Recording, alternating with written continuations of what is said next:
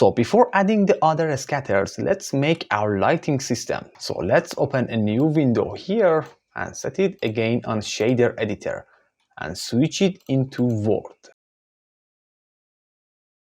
Close the side menu, then turn off the sun for now. In the shader editor, press Shift A and search for environment texture and plug it into the background node. So in the assets that you have downloaded, there is a folder called, obviously, the HDRI. So from here, navigate to that folder. Select the HDRI and click on Open Image. And that is our HDRI. It may not look that good for the time being, but we are going to tweak it a lot. First of all, with the environment texture selected, press Ctrl T to use the Node Wrangler add-on option. As you can see, this HDRI is not pure sky. I could simply use one, but let's learn how to adjust such HDRI. If we slightly increase the Z location, the lands will go down, something like 0.25. So that if we set a camera inside this forest, we won't see the lands on the HDRI. And that is pretty important. Now this is much better. If you want to move it down more, simply just increase the number. Then we can rotate it on the Z-axis to change the direction of the sun. Maybe this looks fine. We can always tweak it. Now we can introduce a gamma node after the environment texture, which can strongly affect the lighting of the scene. And it is pretty useful. You can see how much it can affect the scene. So let's leave it on 1 for now. We can also add a hue and saturation, pretty useful. And take advantage of these two properties. Saturation can drastically pop up the colors. Or the vice versa. You can decrease that to kill the colors. And make sure not to go too far with it. And the value can brighten up the colors. Or it can make them darker. Now let's increase the strength on the background node, since I was thinking of a warm, brighten noon time for our forest. Let's set it on 2.25. Much better. However, we also have another great property to tweak, which is the view transform. So if we go to the render panel and scroll all the way down, here we can see the color management. Under color management, we can see the view transform, which is set on AGX as a default. And as a point, in most cases, for an outside open area scene, a view transform of Filmic will work the best. Then to make the colors pop much more, we can crank up the contrast by setting the look on high contrast. This is just much better now. I don't know how you feel about it, but for my taste, this looks much better. But we still have these two to adjust the lighting even more. If we increase the exposure, for example, setting it on 1.5, we can brighten up the scene even more.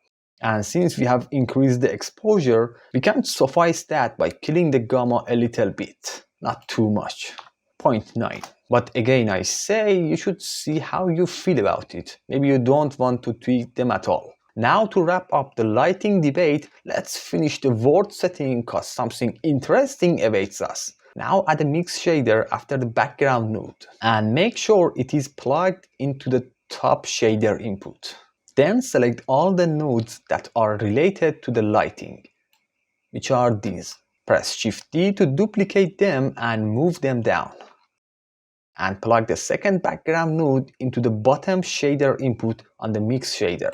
Something is happening, but let's not jump into conclusion. So press Shift A and search for light pass. Place it up here and plug the first output, which is camera ray, to the factor on the mix shader. What just happened is something like this. This top set of nodes controls the lighting, and the bottom set of nodes controls the sky. If on the bottom background node I set the strength on 0.1, you can see the sky has become way too dark, but the lighting of the scene is not affected at all. So let's set it on 1. And then if we tweak the top background node, we only tweak the lighting of the objects, not the sky. So if I set it on 0, you can see we cannot see anything, but we have the HDRI pretty lighted up.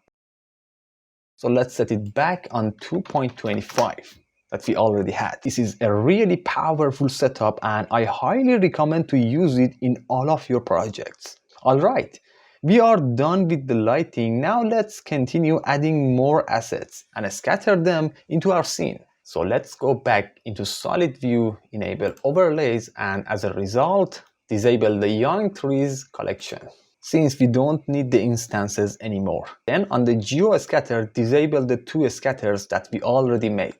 And let's add some shrubs. So in the asset browser, the forest bushes, drag and drop all of them into the scene.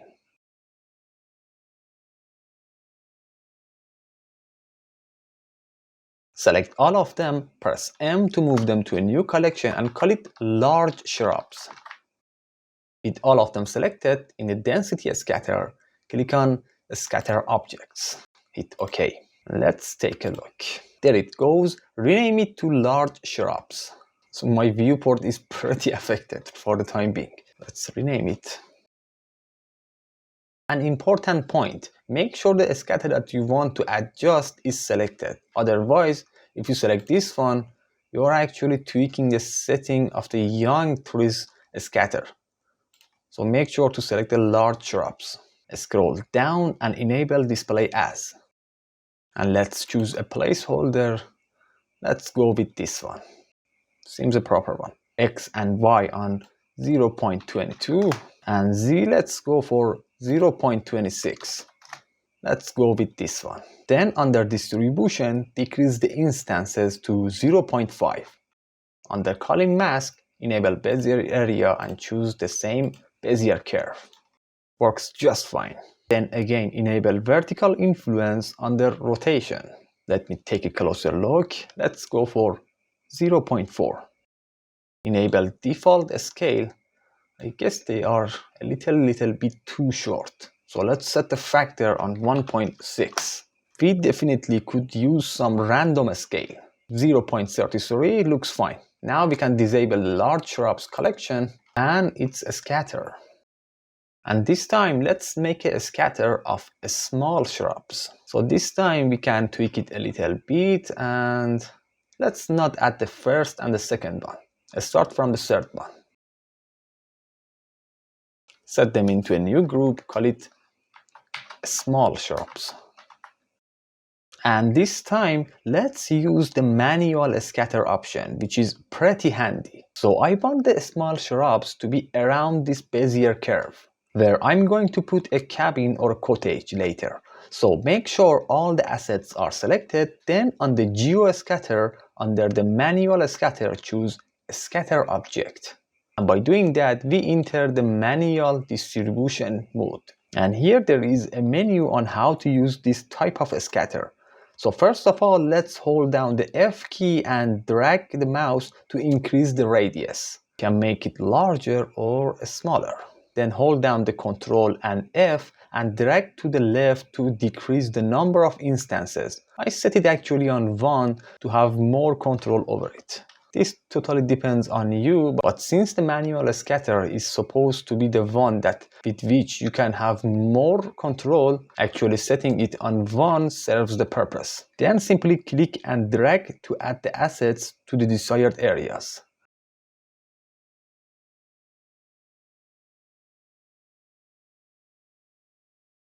So I want them to cover an area like this. It totally depends on you. And we can always come back and change the pattern, add or take some assets away from it. And you don't need to worry about it. Now let's tweak our manual scatter. Press the exit button to actually exit out of the manual distribution mode. First, let's rename the scatter to small shrubs. If you open the distribution, here you can see the enter manual mode, which actually does what it says. You can enter the manual mode and tweak the setting, add more or take some assets away from it. Now let's enable display as. Let me take a closer look. And let's choose this one. X and Y looks fine. Let's set the Z on 0.5 to have them a little larger in the viewport. Then go up and enable default scale. Set the factor on 0.7. Since they are going to be small shrubs, we don't need them to be that big. Make sure the random scale is enabled, which seems like it already is, and also the random rotation. So let's set the tilt on 0. Make sure to disable the small shrubs scatter and its collection in the viewport. And let's add some ferns, and after that we will take a look at what we have already made in the rendered view. So from the asset browser, add all the assets that are called fern.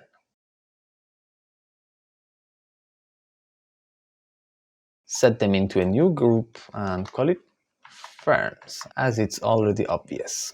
Make sure all of them are selected and scatter them on the terrain using the density scatter. Let's take a look. There it goes. We can right now disable the collection in the viewport and rename the new scatter into ferns. Then let's decrease the number of them by setting the instances on 5. And to help our viewport render, let's enable the display as. This one is fine.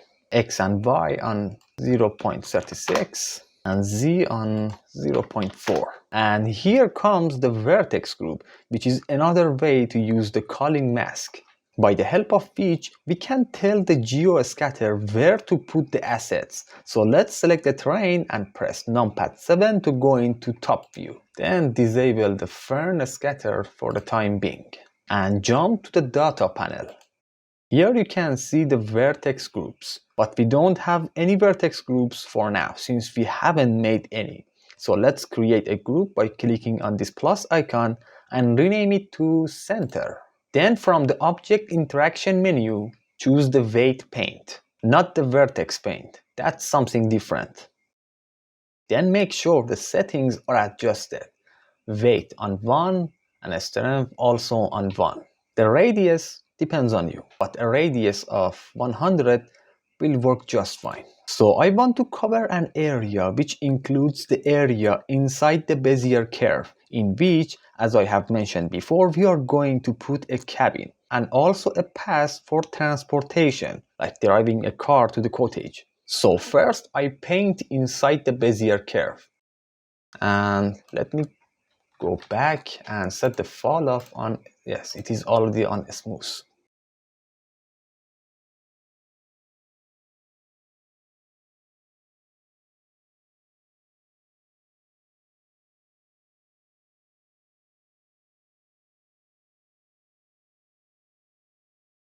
Something like this for now. And also a little bit of outside the curve, maybe more than a little bit. Then I choose the blur tool and set the strength on 1. You can see the toolbar, so press T to enable that and select the blur tool. Strength on 1, and let's test if the radius is fine. And start to blur the edges because right now they are too sharp. This blurring process actually helps to make a gradient where the red areas will have the most instances, and as it moves towards the blue color, the number of the instances will gradually decrease. And something like that will look nice. However, since we are going to put a cabin and a path, we should take some parts away. So set the strength on 1 and the weight all the way on 0. And to help ourselves have an easier time, open fall off and set it on custom and make a S-curve like this. Because we don't want to have a gradient for this one. We want it to be pretty sharp, but not that sharp. And now we can start to draw a square. Or instead, we can use another method. Let me go back. We can open the stroke and set the stroke method on line. This one is really handy. Then you can draw a line to paint like this. For those of you who want straight lines, this is really fine and handy. And if you come up with this jaggy look, that's because we don't have enough geometry on our terrain. So let me go back It is not necessary, but if your PC can handle that, in the modifiers panel, add a subdivision surface by a level of 2, then simply apply it. Now if we take a look at it in the edit mode, we have much more geometry to work with. Now let me go back to the weight paint. Now if we draw a line, there it goes. It is much smoother. And let me decrease the radius a little bit.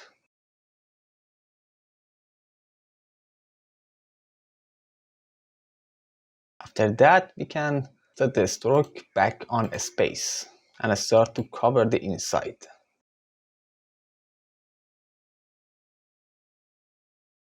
And I have come up with a shape like this.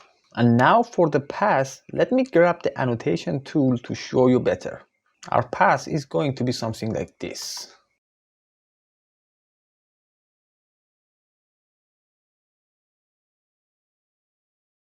So make sure the fall off is set on custom and you have a curve like this, and set the stroke back on lines, decrease the radius a lot, 20 may be fine.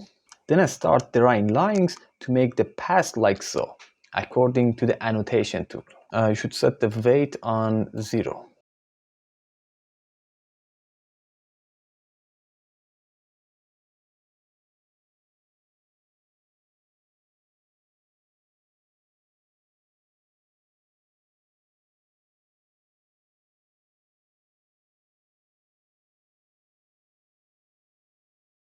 After the blockout is done, set the stroke back on space, increase the radius a little bit if needed also, and I start to paint inside the path.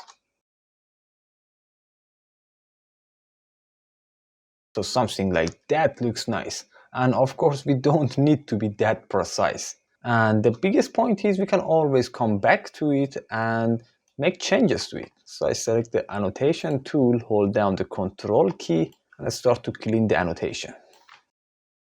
Yeah, looks nice. Now we can jump back into object mode and under culling mask, enable vertex group. Let me enable the ferns, and under culling mask, enable vertex group. And from here, choose the vertex group that we just made. And as you can notice, it is doing it exactly the opposite. And we can remedy that by clicking on this icon. Now this is what we were looking for. Let me take a closer look.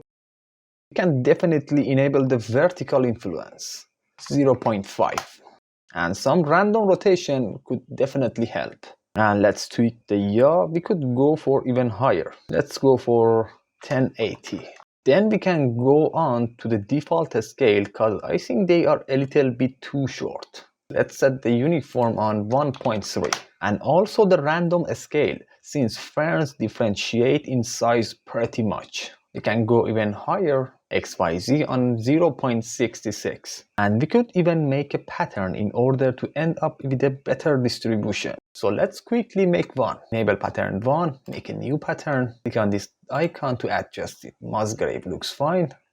We are going for a big value for a scale. Let's set it on 8. Then if we increase the brightness, we can decrease the number of the instances. 1.23, yeah. But by increasing the contrast, you can increase them. Let's go for 1.87. Yeah, looks fine. Okay, done. Let's save our project, because if the Blender crashes, we will lose everything. Now let's turn off Fern Scatter, disable the overlays, and go into rendered view. Enable ferns. Now let's turn small shrubs, large shrubs, young trees, and birch trees. Yeah, this is looking really good. And let's quickly adjust our sun according to our HDRI. I totally forgot that. So with the sun selected, and let's enable it. Go to the light panel. So let's set it on 10 for now. Then we can adjust it. And give it a slightly warmer color. Not too much. Just a tiny bit. So this is the hex code that I came up with. This is fine, and the rest is also fine. Now let's go to the object panel. For the sun location, doesn't matter at all, but we should definitely adjust the rotation. So according to our HDRI, X rotation of 24, and Y on negative 53, and finally Z on negative 148. Now this is looking much better. And just wait and see until we are done with scattering our assets. We are not done yet. And that's fine for the ferns. Let's go on with the next scatter. So disable all the scatters and also disable the ferns collection. Then from the asset browser, add all the branches. I guess there are 15 of them.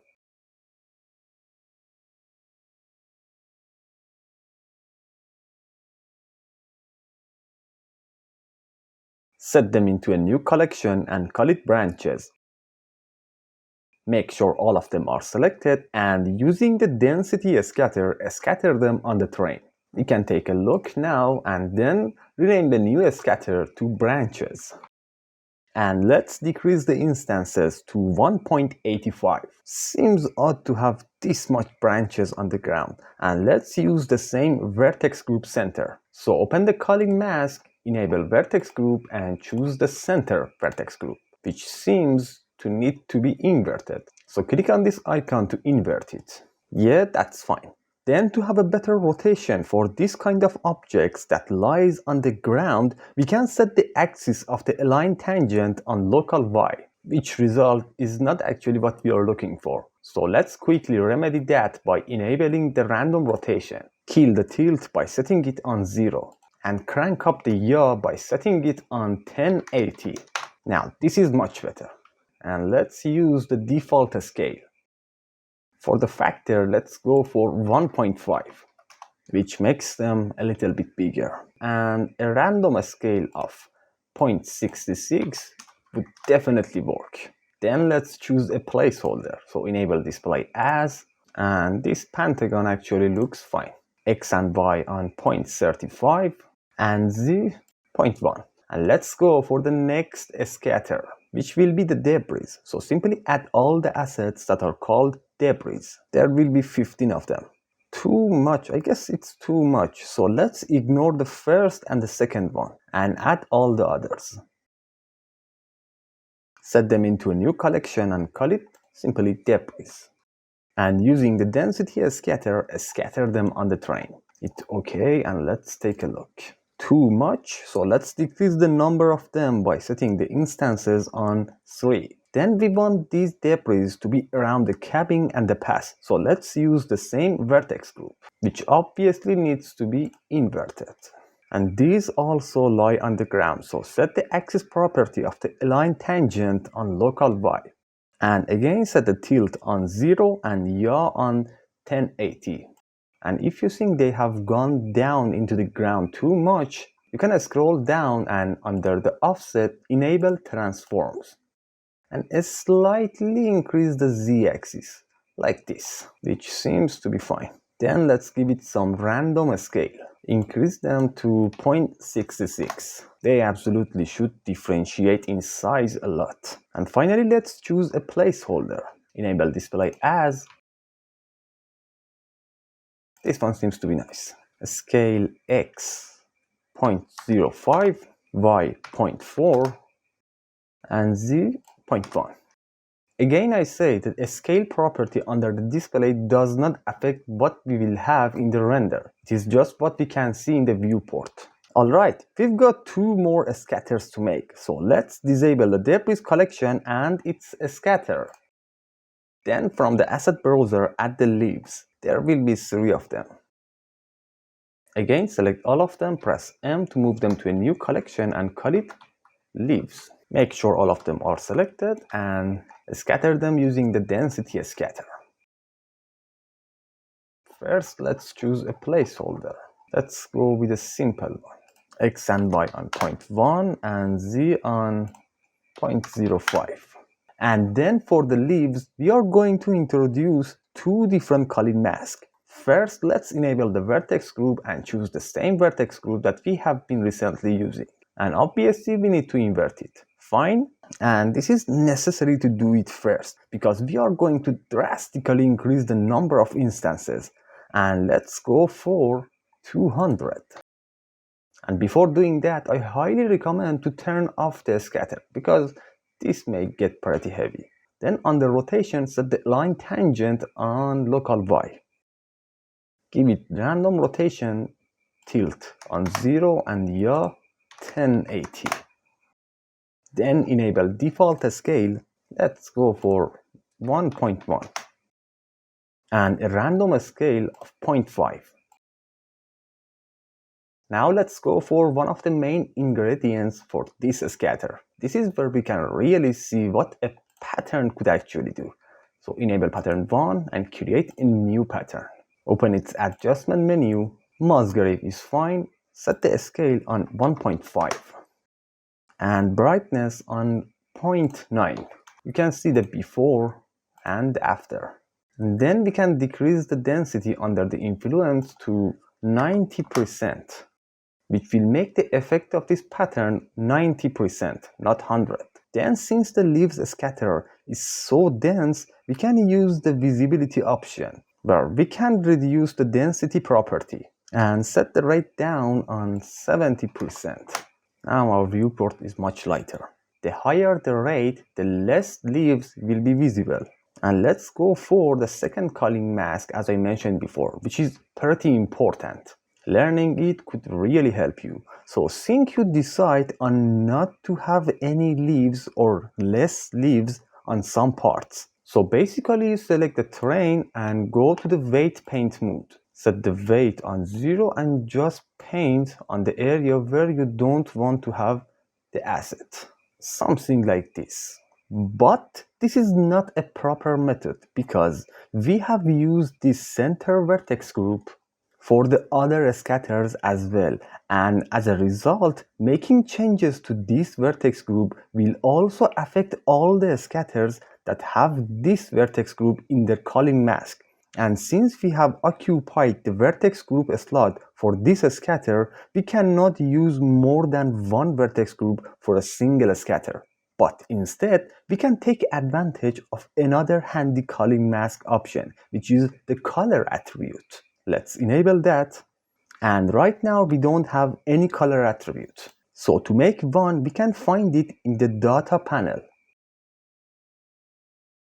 Simply click on this plus icon to make a color attribute. And let's rename it to 1. Then to have access to it and make adjustments, we should choose Vertex Paint mode. But before that, let me just undo what I have done here. So to access this color attribute, as I have mentioned, we should go to the Vertex Paint. So let's paint over here. Now jump back into Objects mode and from here choose our color attribute. Obviously we should invert it and there it goes. Now we have made changes to this leaves scatter, but we didn't affect the other scatters that have this vertex group. This feature is really handy. Now we can finish up working on our asset browser by making the last scatter. So disable the leaves collection and its scatter. From the asset browser, add all the assets that are named ground plants. There will be 6 of them. Set them into a new collection and call it ground plants. With them all selected, open density scatter and choose scatter objects. Then let's take a look. Let's first rename it to ground plants. First, under the culling mask, enable vertex group and choose the center vertex group and invert it. Then let's apply a placeholder. The default one is fine, but let's decrease the scale to 0.1. Let's go to rotation and enable vertical influence and decrease it to 0.5. Enable random rotation, tilt on 0 and yaw on 1080. Enable default scale and let's decrease the z-axis to 0.9. Then we can set the uniform on 1.15 and we can use the random scale as well, 0.66. And since they are a little bit dense, under the visibility, enable reduce density. 50% will be enough. So we are done with the scattering process and now we can take a look at what we have already made in the rendered view. And before entering the rendered view, let's disable the overlays.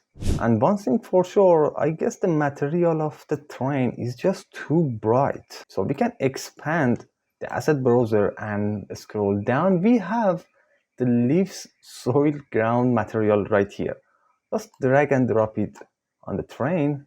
Then open the shader editor, set it on object, select one of the maps, press Ctrl T, and connect this mapping node to all the other maps. Increase the scale to 50. Yeah, I guess this is much better now. That was too bright. So here we have a hue and saturation after the diffuse node. Let's increase the saturation and the value properties on 1.2. This is actually much better now. Now let's take a look at our scattered assets. So I first enable the ground plants scatter. So for the ground plants, I actually disable the pattern. Now let's enable the leaves scatter.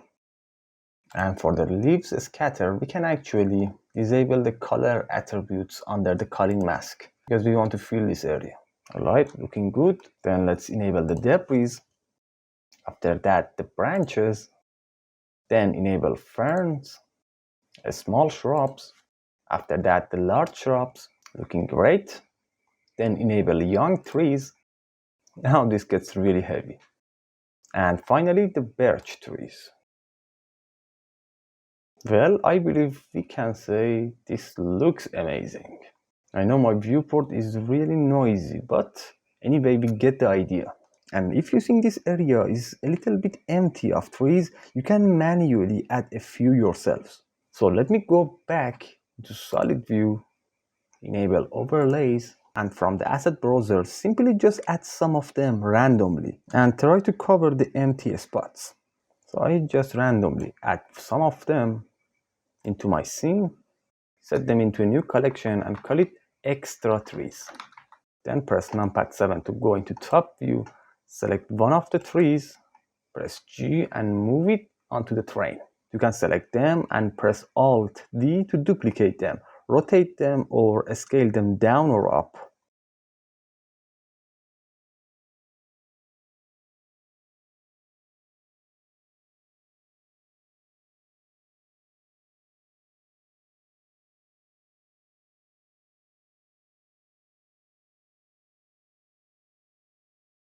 Obviously, this looks much better now, just like a real forest. And just wait until we add our paths and give it some material. And if you want my idea, just try to cover these areas with ferns and other assets like small shrubs, large shrubs, or ground plants.